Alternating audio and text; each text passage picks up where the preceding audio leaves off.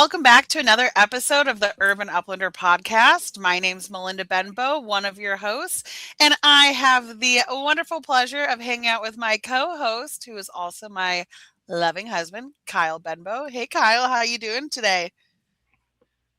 I'm doing good. It's been a good day. Me and Jasper got out on a walk earlier. Always a good day when you get to touch some grass. You got to go to the dog park. Had a fun time. Got some pool time for him, and I think he's just back there chilling and Oh, sweet boy. enjoying our I got Saturday. one back How there too. I see, I see. Always with the setters, and Yeah. also just letting you know, it's Dr. Kyle Benbow. But Sorry, husband, Dr. Kyle, Oh, thank you. I just Dr. love hear Husband. when you say it. Like everybody else doesn't matter, but when you say it, it makes me feel good. So that's what I want you to say. Well, But my yeah. apologies, Dr. Kyle Benbow. But yeah, sounds like you and Jasper have had a fun morning. I've Hmm. just been sitting here with the puppies Yes. and baby mama in the background, and so I'm Chilling. I'm happy to sit down and chat with you. Yeah, yeah. Well, I mean, we're episode 3, so again, proud of us. Still continuing on with the mission. One, I love this time we get to spend together, and two, this is a great time for me to catch up. So we're 10 days, 11 days into our puppy 10 adventure. days. Yep. Ten days, yeah. So I guess give a catch up. Where are we now? What are the boys up to? What changes have you seen since the last time that we talked? Yeah. So a lot's happened in just a week's time. They're starting to get pigment on their noses, on their bellies. We're starting to see kind of what color they're going to be. There's still a little uncertainty, but a lot of pigment is coming in. Hmm. Their eyes should be opening any day. We begun our ENS journey, which is early neurological stimulation, and our Hmm. ESI, which is early scent introduction. So that started at day 3 and it's going to go all the way till day 16. And other than that, just been making sure everybody's growing and yeah, just hanging out with the boys. Yeah. Okay. What developmental changes? You talked a little bit about the pigment, but again, these are still very new puppies. Yeah. So, are there any little behavioral changes or anything in that regard, or they're still kind of in the They're early still stages? little potatoes, they're still so underdeveloped, which Mhm. is just how puppies and kittens and particular animals are, and they are developmentally, when I do the ENS, we're starting to see some of the puppies adjust to the exercises. So it's Mhm. 5 exercises. First one would be head held erect. Second one would be head held down. Third Okay. is the supine position, which is when you hold them on their back. Mhm. And then the fourth exercise would be tactile stimulation, which is like tickling their toes with some cotton swabs. And then the fifth one would be thermal stimulation. So we take like a really cold towel and we just place all 4 paws on that. Yeah.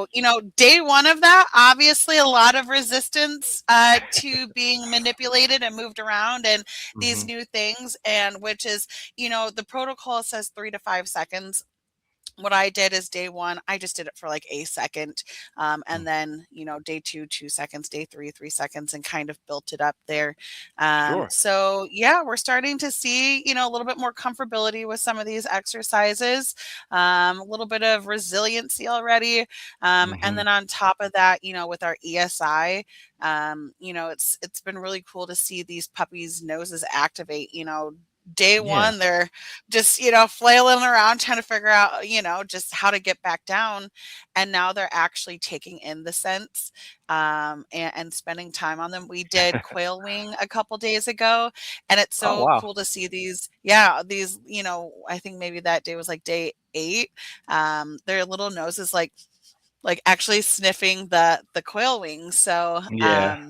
yeah, the minor changes, nothing crazy. Yeah. Again, they're still just little beings, but little micro behaviors that objectively, we can start looking at for different behavior determination. Sure. So I guess for those who don't know, aka myself, what does this early exposure? What is the long term intentions of this, or Yeah, I guess yeah, what does this what does this provide for the puppy? sure. So, the idea of ENS, like the too long don't read version, would just be essentially we're giving just a mild amount of stress early in life to help puppies become more resilient, more Hmm. adaptable, and on top of that, awakens their their neurological systems. It opens up their adrenal systems. It does has a lot of benefits towards again helping them be more adaptive dogs in the future, but also awakening these physiological parts of them that wouldn't typically happen till later. So Okay, it kind of gives them a jump start, essentially. okay, okay. That's really neat. You can go lay down with babies. I saw her move in the background a little bit. Yeah, she's like, I don't know what I want to do right now. You know, always Momming's hard. I get it. I get it. As we kind of go into August here, we're moving right along. It is August. It's a week and a half. Puppies go home. Intended in October. I think the first between the first and second week of October. Yeah, I think the last week of September, first week of October is kind of what we're aiming towards. Yeah. The main factor there is that we have all of our testings done, our temperament testing, Hmm. our bird introduction, our structural evaluations, and then their hearing exams complete. And Yes. that'll really be our main marker as far as when we'll start letting them. I mean, some will stay longer depending on, when their new parents can get here and, Right. um, how much extra training people want may also indicate how long a puppy stays. So, yeah, Sure.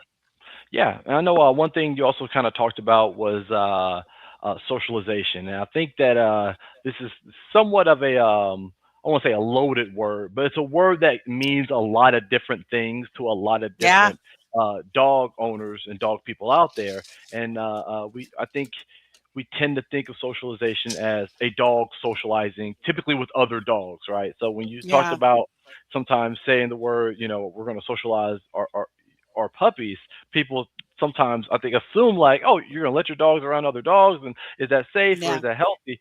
But we have a very unique planned socialization schedule. So if you want to kind of give some philosophy into you, or give some insight into your Yeah, philosophy behind the way you have structured this planned socialization and its intended benefit. yeah. Well, I think first and foremost, it's important to understand the critical socialization period, which Hmm. is from about 3 weeks old to 16 weeks old, and it is the optimal time to get lots of good um, different experiences in for puppies, right? So I think the idea behind socialization for a lot of people is exposure, right? Let's go Yes. out and expose dogs to a whole bunch of different things. This is going to, help them in the long run. And not that it's not, but it's not just about exposing them, it's about creating good exposure, right? So Yes. you can expose a dog to 100, different scenarios, and if 90 of those scenarios are bad experiences, yeah, our dog is learning and they're learning that they don't like a lot of the stuff they're being exposed to. So it's Right. about tactical, planned socialization, right? So when I'm exposing a puppy, it's a controlled exposure. I'm making sure that we're setting the puppy up for success and they're leaving this experience feeling like, oh my gosh, nothing happened to me. I'm fine. And not only did nothing bad happen, but actually a lot of awesome things happened. So Hmm. we have a lot of plans around what we want to do for puppies, starting with our close family and friend. Or our close friends at first. So I'm going to Yes. have a couple of my closest friends, which I also have the benefit of those close friends being dog trainers and dog savvy people who Yes. can understand what I'm aiming to do at this age. Cause it's not just about like handling puppies and, grappling all over them. Again, we want it to be tactical. We want it to Hmm. be these puppies. leaving this event like, "Oh my gosh, after this first situation of being around people, I'm excited to do this again." Yeah. So we'll do the same thing again with our family and friends for your birthday weekend. We're going to have our family over, let them meet the puppies, explain a little bit more of what this looks like to them so they can be a beneficial part of their growth. And then from there, we have, puppy culture, puppy parties. So again, the idea we have around socialization and what it looks like to be done properly isn't like our own philosophy at all. Like Yeah. there's people like Puppy Culture who have great programs to help the average dog breeder understand how to effectively do these things. And one Yes. thing that they do are the puppy party, which sounds like, "Oh my gosh, have a whole bunch of people over and just play with puppies." Yeah. But it's like 4 to 5 different stations, where a puppy gets to be there with a couple, experienced dog people that are helping guide them through these obstacles. They're not, Hmm. taking charge for the puppy. They're just simply there as support, reinforcing every good attempt a puppy makes. Yes. So at the end of it, it's about 2 minutes a station, timer goes off and you swap puppies, and about halfway through we'll take them out for a little group playtime outside, give them some rest time, and then do it a second time. And then so not only are they getting good exposure, they're also learning the whole way through. Yeah. And then at the end I'll probably do some kind of like little pizza thank you for everyone to, again, just have that extra socialization of people being in the house and dining and, laughing and, it all adds to that exposure that they'll have. So yeah. Yeah. No. Again, I think the main thing you talked about there was control, and these are exposures that happen at the limits that you recognize them, and that can be adjusted in the moment. Correct.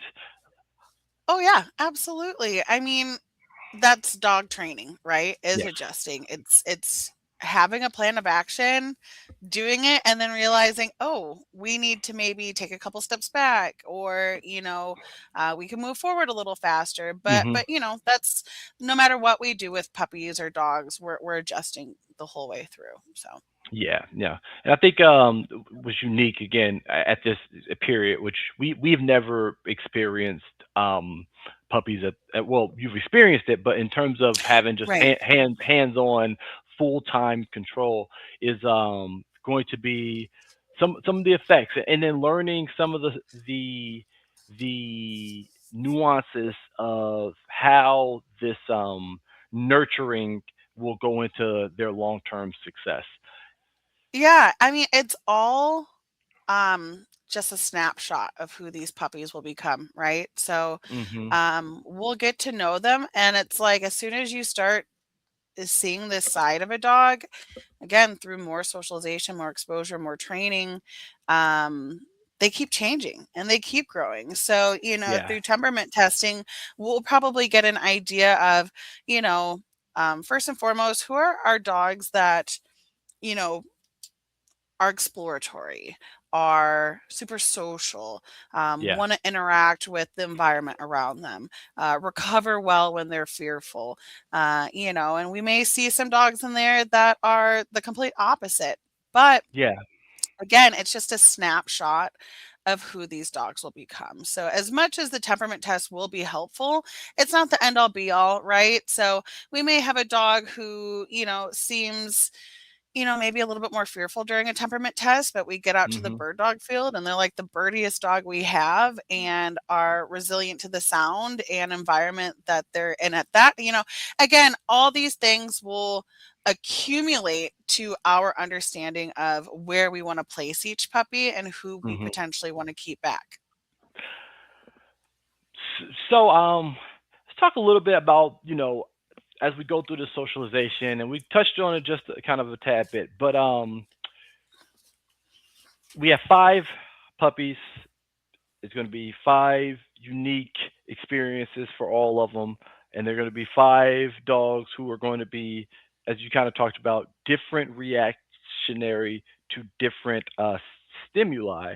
So as a trainer, in terms of that, seeing them at this stage, Mhm. how do you how do you prepare to your adjustment, because they're still learning so much and they're still so young that obviously that first encounter we may see anxiety and fear, but it's obviously like the first time they may be experiencing this.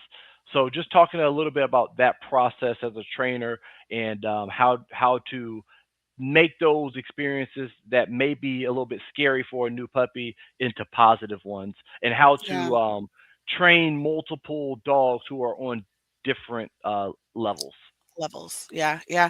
And that's a good question. I think number one, it starts with developmental stages and understanding each developmental stage, what time frame that falls in, and what are things to do and what things are not to do at each of those Hmm. times, right?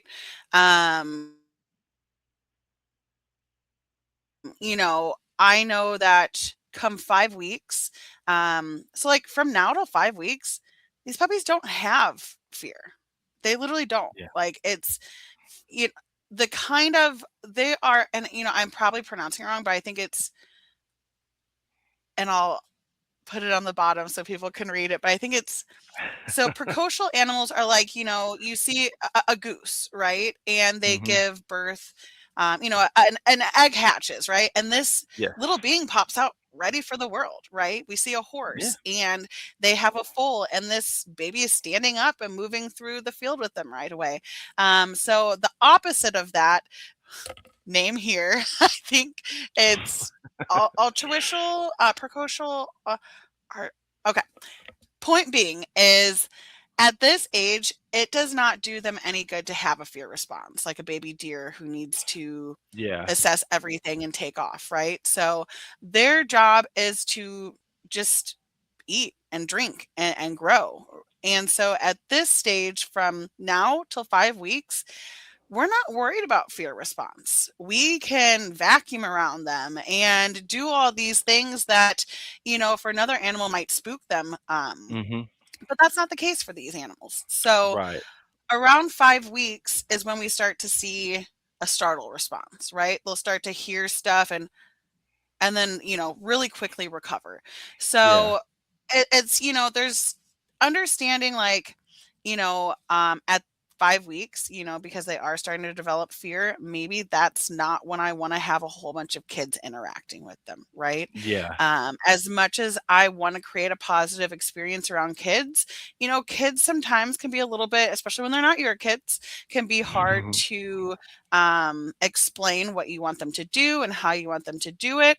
And so, as much as I can tell a kid what I want from them at that stage, there's still naturally things they're probably going to do that may make a puppy at that stage a little fearful, right? And it's going to Right. be harder for them to recover at that point. So I think a big part of it is, again, not just as a trainer setting up the experiences for the puppies, but knowing when to do them, when it's going to be a benefit, when it might be a little bit backfiring. So I think that's what I would say there. Okay. Okay. Yeah. No. Again, I think this is our first time, and I'm just excited to kind of see Yeah. the ramifications, because there's been a lot of a lot of reading, and this is the Yeah. applied part of all that culmination. So um, it's going to be interesting to kind of see again how these early stages and early kind of socialization periods play out, Yeah. and Well, I how they mean, and grow. to answer, I think you had a second part in there, which is, as I'm doing this, with Hmm. 5 dogs that may be, experiencing the world a little different, and the way I would personally adjust is,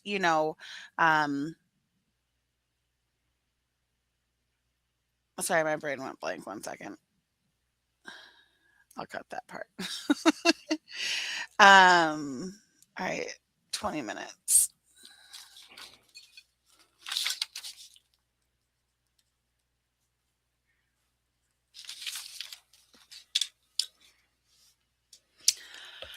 Okay. I mean, there's small things we would see there, right? So, like, maybe one of the puppies is having a harder time jumping out of the whelping box. Hmm. Maybe one of the puppies is having a harder time navigating obstacle course to get to the food, right? Um, what I'm gonna probably do is just make shorter steps there, smaller steps, right? Take that sequence and try to shorten it a little bit. But Yeah. ultimately, there is growth in the struggle. If that, I, Yeah. I don't know if I'm saying that correctly, but when these puppies, it's just like now with the litter box, right? One of them starts hooping and hollering because they're trying to find mom in the box so they can get to nursing. And instinctually, I want to take that puppy, pick it up, put it with mom, right? Yeah. But that navigating and taking time to adjust helps them grow and learn Yeah. themselves. So again, yes, there are like, the same thing I would do with any dog adjusting like, okay, um, here's these 3 steps or they're having a hard time, let's back up a step. I Yes. would do with any dog at pretty much any age. But a lot of this at this age is them learning together, right? The social Hmm. buffer of them experiencing these things together, and mom. So, Yeah. and this is also why we say we don't, puppies don't go home at 5, 6, as soon as they're weaned, because there's still just so much for them to learn as a unit, Yeah. that'll have benefits in the future. So looking forward to some of these upcoming experiences that we have. Is there one that stands out that you are looking forward to the most? Like one that you're like, I'm excited to kind of see how they'll respond in this environment. Yeah. Is there one that you really want to do? Um, I'm kind of excited for the solo dolo stuff. Like, so don't get me wrong, I'm so pumped to share these puppies with everyone. But Yes. again, when we talk about socialization, it's not just about the exposure to people, right? They'll get a lot of human interaction, a lot of good human interaction. But I'm excited about the other things I get to do, like um, you know, sit at the park, Yeah. in the car in their crates and just watch and hear kids playing at the park and, you know, um, get to reinforce that behavior of them taking all that in. Same thing, the car rides themselves, getting them adjusted to the car, taking time to, you know, do the little things in a day that are going to help them so much in the long run, especially with Hmm. their new home. So, yes, I'm pumped for the puppy parties because there's so much learning that gets to happen during those. And Yeah. again, it's going to be so neat having other dog savvy dog trainers who understand Sure. Sure. exactly what it is that I want to achieve in these parties.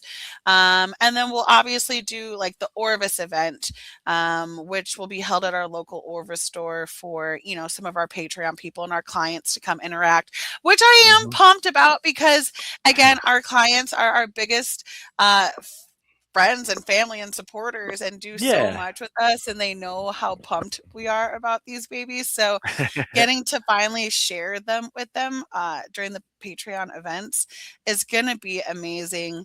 But then we also will have, eventually the Kids Day, where when the puppies are at a good age, where they are becoming more resilient and recovering Yeah. more and more, we have some great kids for them to interact with of all Hmm. ages, shapes, sizes, colors. And so, I mean, it's hard to pick one thing out of those, but again, the small things like bird introduction and seeing how they Yeah. do with birds, and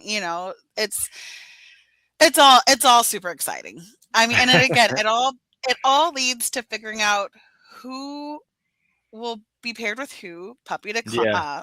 puppy buyer wise, and then also who we get to now move forward with. So yeah, I think it's all super exciting. So what are you looking for particularly for the one you want to keep? So as you go Yeah. through these experiences, what would you like to see in the boy that's staying with us? So I'd like to see him be a girl. No, it's gonna be a boy. So Yeah, that's a tough My one. main things, yeah. I mean, they're all so cute at this age, right? And Yeah. they're just now starting to get pigment. And I'm trying not to have a color bias, number one. Mhm. However, I am partial to wanting an orange, or potentially a tri. Orange Okay. more than anything, and that's just because we do have, a blue bitch right now, and, Yes. I've always had a want for an orange, so we'll see how it goes, though. Color is not my priority. You know, I wanna see their structural evaluations. I have Yes. essentially 3 of them scheduled, which may seem excessive, but I do want to see if there is consistency Mhm. between what one evaluator says to the next evaluators. One will most likely be Mango's family unit to go over Right. puppies. They know Mango, they know their lines, they can give me some good insight. Same thing with Eunice. The other person would be Eunice's breeder to also go over puppies. She knows these lines very intimately. Mhm. She'll be able to, give some really good insight. And then third, we'll be using a really great sporting AKC judge who will also go over the puppies and give me his thoughts and opinions. Okay. And then with those 3 people, or 3 units, because it'll probably be multiple people in each situation, I'll be able to structurally make the best choice.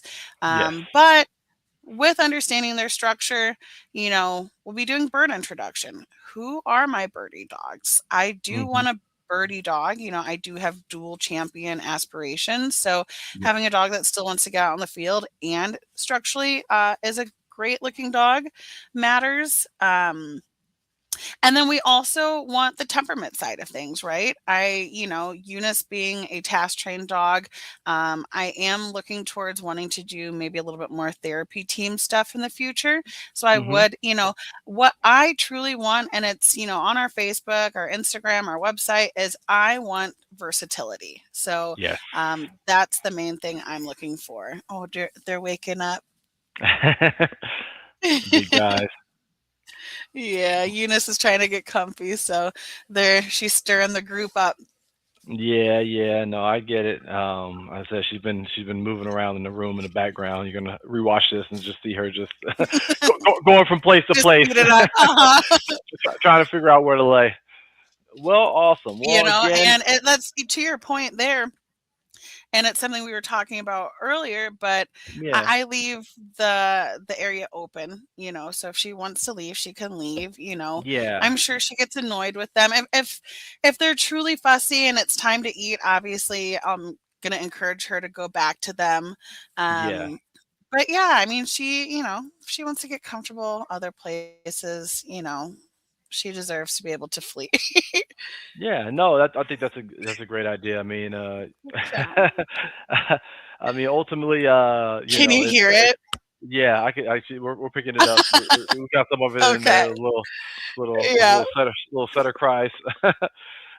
And again, this is one of those things where when they start crying like this, you want so badly to just pick them up, get Yeah. them to mom, but Mhm. it's so important in their developmental process to let them Yeah. be able to navigate these things. And A little bit of problem solving at this age doesn't exactly, hurt. exactly. And this problem solving will evolve into more problem solving, and Yeah. adaptation in the future. They are some smart dogs. They They know how are. to they know how to get into stuff. We know that. It's impressive to see them at this age, navigating the whelping box and Yeah. finding a teat and navigating each other, and it's they even navigating like the colder areas of the box to the warmer area. They are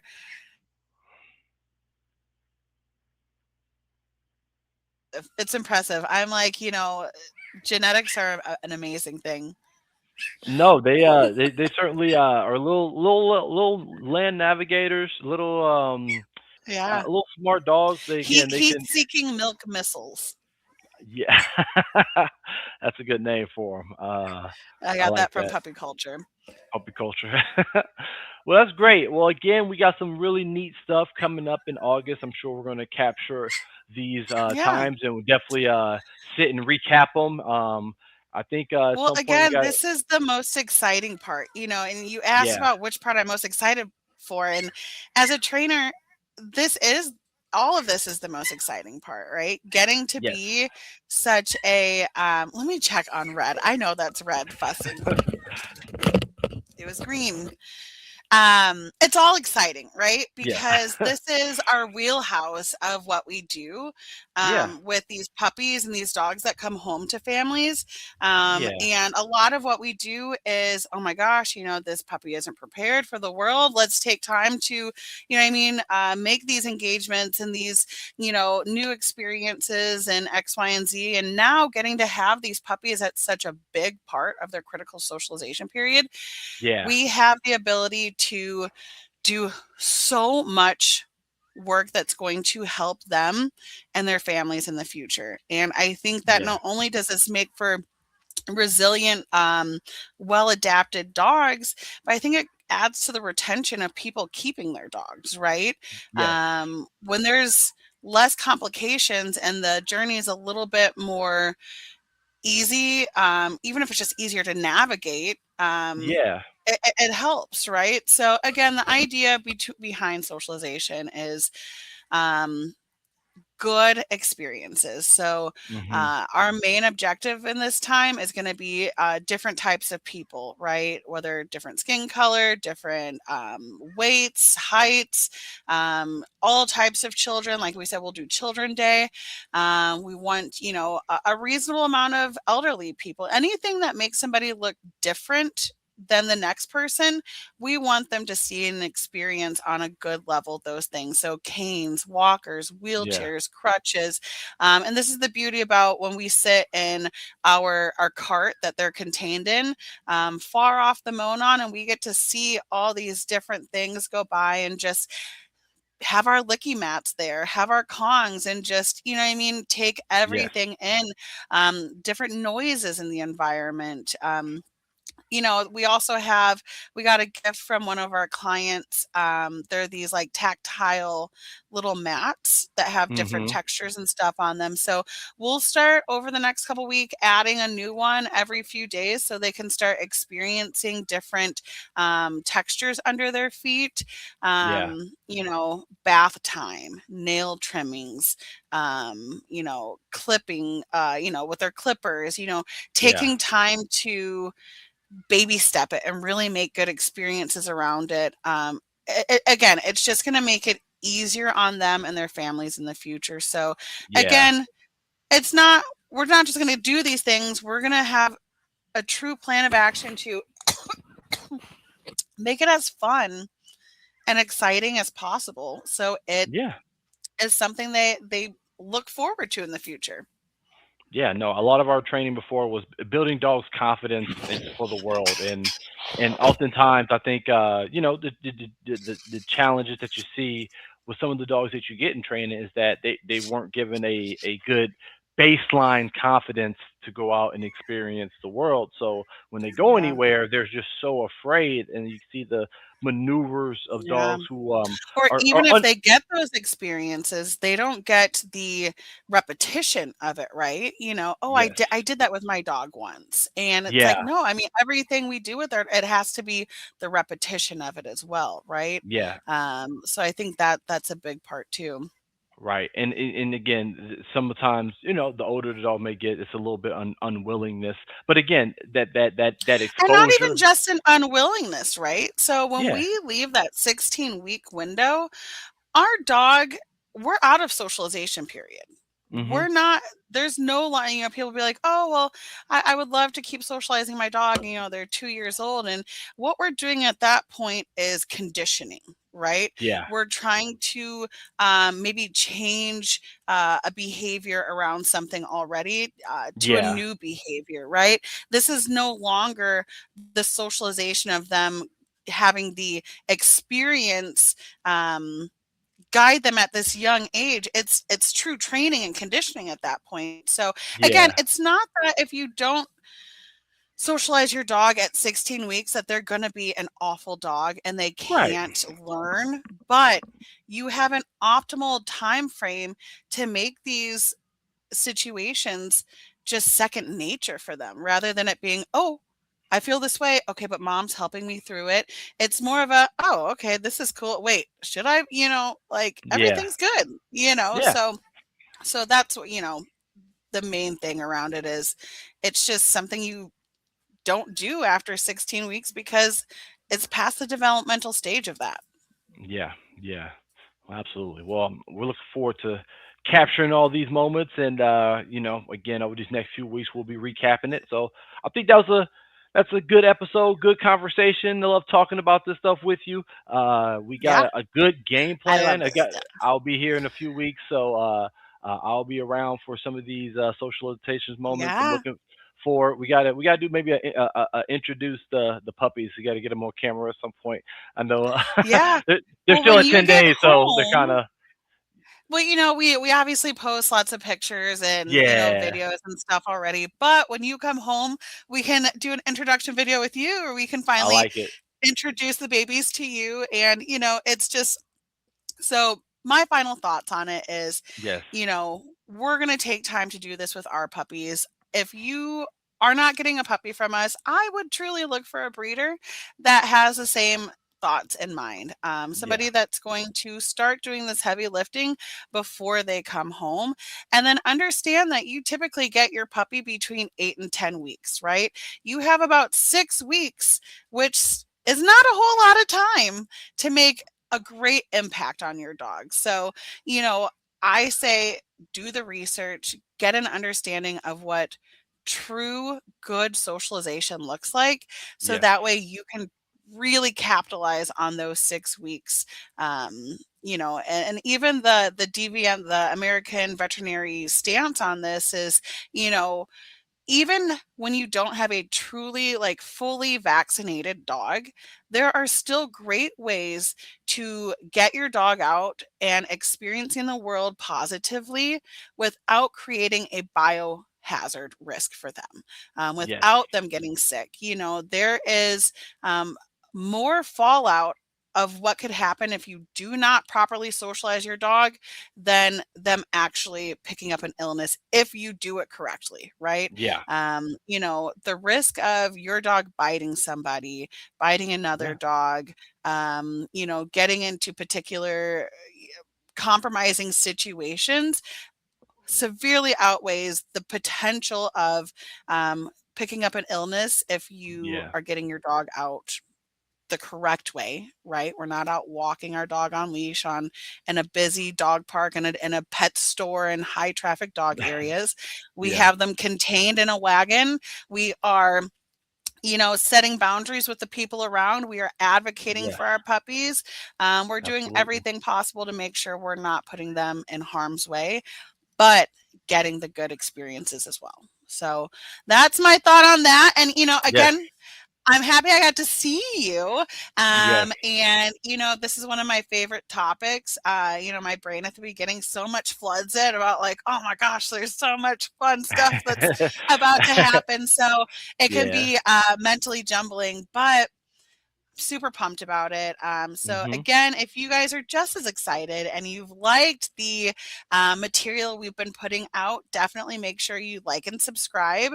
Yes. Check out our Patreon, lots of other content there. We're on Instagram, Facebook, and YouTube as Urban Uplander.